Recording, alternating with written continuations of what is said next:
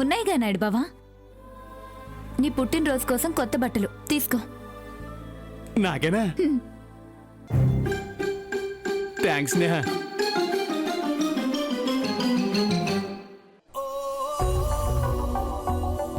చాలా థ్యాంక్స్ నేహ. నా పుట్టినరోజు నాడు నీ చేతితో కొత్త బట్టలు తీసుకోవడం అంటే అది నా అదృష్టం.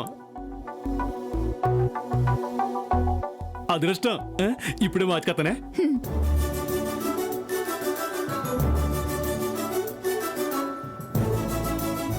నువ్విదంతా కావాలని చేస్తున్నావు కదా. నువ్వు పొరపడుతున్నావు కావేరి. నువ్వు చేయని పని నేను చేస్తానన్నాను. నువ్వు కొత్త బట్టలు తేలేదు, నేను తెచ్చాను, అంతేగా. అయినా పుట్టినరోజు కొత్త బట్టలు ఇవ్వడం పాత విషయమే కానీ కొత్త ఆలోచన కాదు కదా. అది నువ్వు మర్చిపోయావు, నేను గుర్తుపెట్టుకున్నాను. కావేరి, అల్లుడు గారికి కొత్త బట్టలు తెచ్చాను. ఏరి స్నేహ, ఇదిగా ఏంటి మీరు కొత్త బట్టలు తెచ్చారా? చాలా తొందరగా తెచ్చారు.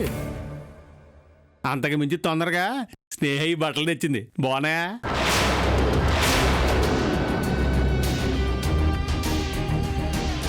తలిస్తే మాత్రం మీరెలా వేసుకుంటారు? అవి ఇప్పేసి వేసుకోండి.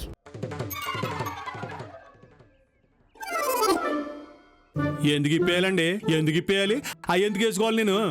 ఎందుకంటే నీ భార్య కావేరి తెచ్చింది కాబట్టి. భార్య ఊరికే పదం వాడితే సరిపోదండి. ఇదిగోండి, మొగుడు అన్నాక మరి ఉదయాన్నే పుట్టినరోజు తెలిసాక ఇప్పుడు దాకా నాకు శుభాకాంక్షలు కూడా చెప్పలేదు. అది ఆవిడికి నా మీద ఉన్న విలువ, గౌరవం.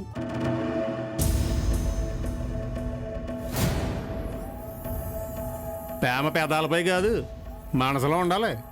అది ఎవరికుందో బాగా అర్థమవుతుంది. ఇదిగోండి, రాజకీయాలు రాద్ధాంతాలు చేయటం కాదు, మనుషుల్ని మనుషులుగా చూడటం ముందు నేర్చుకోవాలి. పుట్టినరోజు నాడు సంతోషంగా ఉండకుండా ఆ గొడవలు ఎందుకు నాయుడు బావా? పద, దేవుడికి దండం పెట్టుకుందు గాని. అలాగే స్నేహ.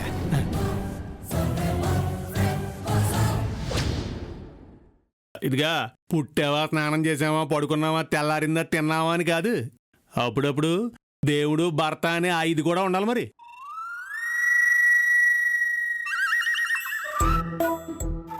విన్నావా ఆయన మాటలు? చూసావా తను ఎలా ఎగరేసుకుపోతుందో? నువ్విలా నంగిలా దద్దమ్మలా ఉంటే అది అలాగే చేస్తుంది. చదువుకున్నావు, ఆ మాత్రం తెలీదా?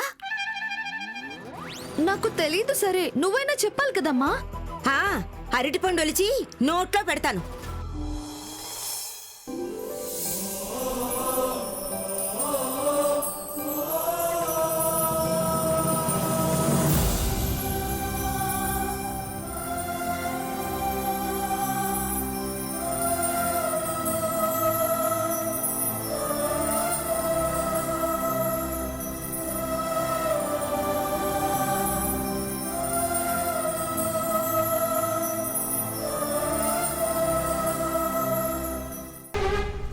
అది నన్ను ఎంతగా అవమానించిందో మీ కళ్ళతోనే చూశారుగా.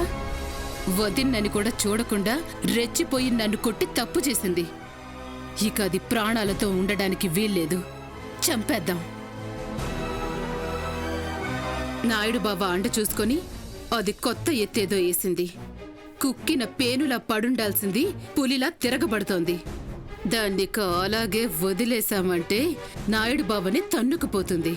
కావేరి కాపురం కొల్లేరైపోతుంది.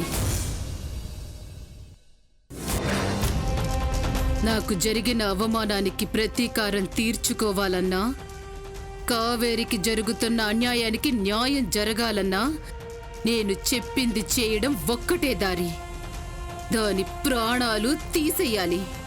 కానీ చంపడం అంటే? ఏ, మిమ్మల్ని దోమ కుడుతూ ఉంటే మీరు చూస్తూ ఊరుకుంటారా? కొట్టి చంపుతారు కదా. అయ్యో పాపం అని దానితో కుట్టించుకొని మలేరియా, డెంగ్యూ తెచ్చుకోరుగా. ఇది అంతే. ఆ స్నేహ ఒక దోమ. దాన్ని నలిపి నలిపి కొట్టి చంపాలి. లేదంటే మనం జబ్బు చేసి చస్తాం. బాగా ఆలోచించుకోండి.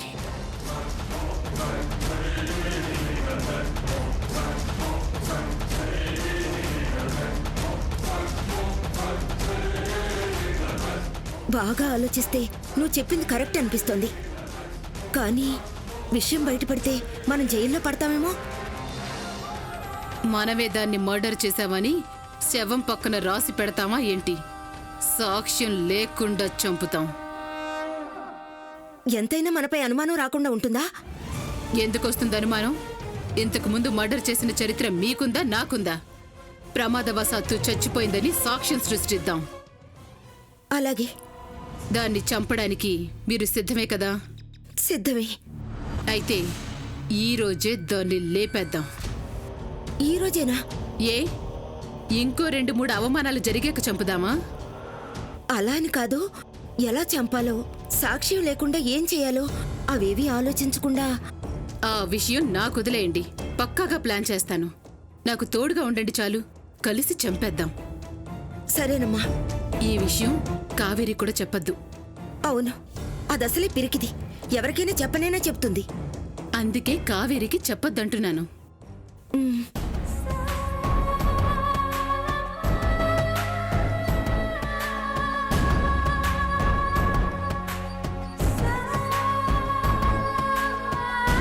ఒసే స్నేహ, నన్నే కొడతావా?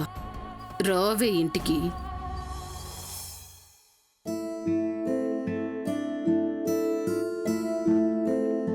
అమ్మా, ఇక మేము బయలుదేరుతాం.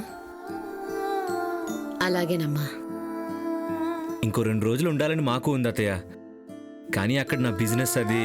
అయ్యో, పనులు మానుకుంటే ఏమొస్తుంది బాబు? అయినా నాకిప్పుడు బానే ఉందిగా.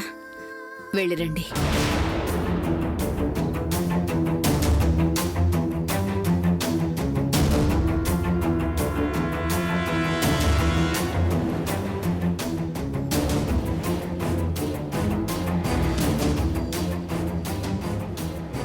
స్నేహ ఇంకా గుడి నుంచి రాలేదా?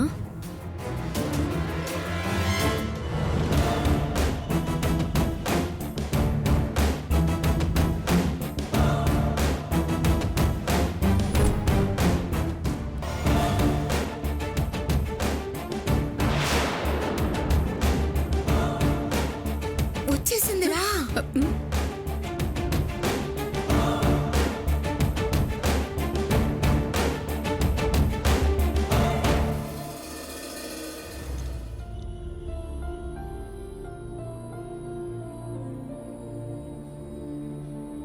స్నేహ, మేము బయలుదేరుతున్నాం.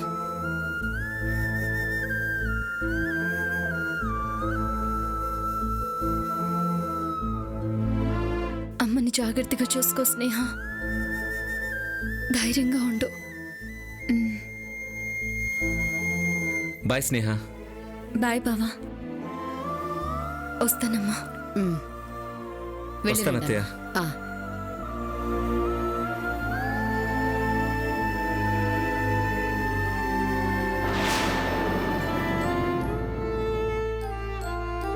స్నేహ, మేము వెళ్తాంలే. నువ్వు అమ్మ దగ్గర ఉండు. బాయ్ స్నేహ.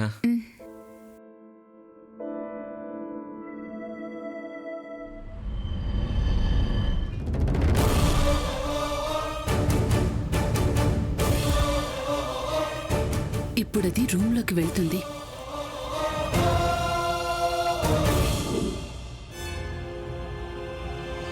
ఫ్యాన్ స్విచ్ వేస్తుంది.